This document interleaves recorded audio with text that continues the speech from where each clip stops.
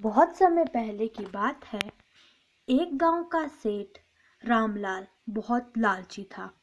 वह नहीं चाहता था कि उसके घर का 1 रुपया भी किसी और को दिया जाए। उसके घर में जितने भी लोग काम करते थे वे उन्हें किसी न किसी बहाने से पैसे देने से मना कर देता था और उन्हें खाना भी नहीं देता था और उनसे बहुत काम करवाता था। इसी सब से तंग आकर गांव के लोगों ने सेठ के घर काम करना बंद कर दिया था। इसी गांव में लक्ष्मण नाम का एक आदमी रहता था जो बहुत ही चतुर था। उसके भाई के बीमार होने के कारण उसे काम की तलाश थी। इस चक्कर से वह सेठ के घर पहुंच जाता है। वे सेठ को पूछता है कि क्या वो मुझे कोई काम दे सकते हैं। मैं बदले में थोड़े से ही पैसे लूँगा और बहुत काम करूँगा। ये बात सुनकर सेठ राज़ी हो गया। सेठ मन ही मन सोचता है कि मैं इसे भी पैसे नहीं दूंगा, इसके काम में कोई ना कोई गलती निकाल दूंगा, फिर ये मुझसे पैसे लेके तो दिखाए। तभी लक्ष्मण कहता है, सेठ जी, किंतु यहाँ काम करने के लिए मेरी एक शर्त है। मैं रोज़ एक पत्ते में खाना खाऊंगा और मैं उस पत्ते से अधिक चावल नहीं मांगूंगा। और यदि मेरे काम में आपको कोई भी कमी नज़र आई तो आप मेरे हाथ काट लेना।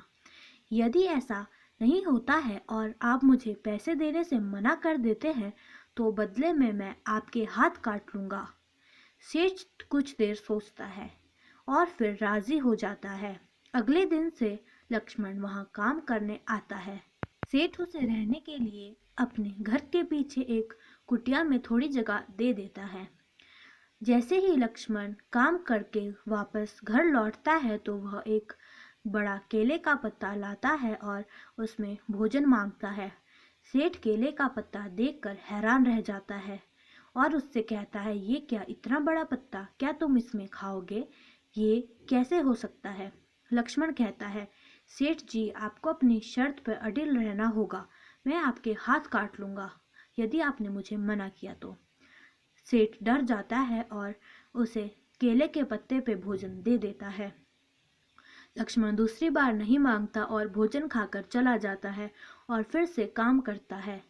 सेठ यह देख के बहुत खुश था कि लक्ष्मण बहुत अच्छा काम करता है, किंतु वह खाना बहुत अधिक खाता है। इसी बात से वह परेशान था। इसी तरह दिन बीतते हैं और वो दिन आ जाता है जिस दिन सेठ को लक्ष्मण को उसके सारे पैसे देने होते हैं। लेकिन सेठ कहता है, तुमने कुछ काम तो किया नहीं, किंतु जितना भी तुमने किया वह ठीक है। क्या तुम्हें पूरे पैसे चाहिए? लक्ष्मण कहता है, सेठ जी, आपको अपनी शर्त पर अडिल रहना होगा। सेठ चिंता में पड़ जाता है और उसे डराने धमकाने लगता है। यह सब सुन के लक्ष्मण पंचों के पास चला जाता है। पंच सभा बिठाते हैं और पूरी पंचायत लगाते हैं। गांव के सारे लोग वहां आते हैं और रामलाल की ये हालत देख के खुश होते हैं। जैसे ही लक्ष्मण और रामलाल पंचों को सारी बात समझा देते हैं, पंच कहते हैं, रामलाल को लक्ष्मण के सारा धन देना होगा। यदि ऐसा नहीं होता तो शर्त के मुताबिक उसे अपने हाथ काटने होंगे। रामलाल यह सब सुनकर डर जाता है और विनती करने लगता है, लेकिन पंच उसकी बात नहीं मानते और गांव के सारे लोग भी लक्ष्मण का साथ देते हैं। यह सब देखकर रामलाल शर्मिंदा हो जाता है और उसे लक्ष्मण के सारे पैसे लौटाने पड़ते हैं। लक्ष्मण को पैसे मिलते ही लक्ष्मण खुश हो जाता है और अपने घर चला जाता है और अपने भाई का इलाज करवाता है। ऐसी ही और कहानियों के लिए सब्सक्राइब करें हमारा चैनल।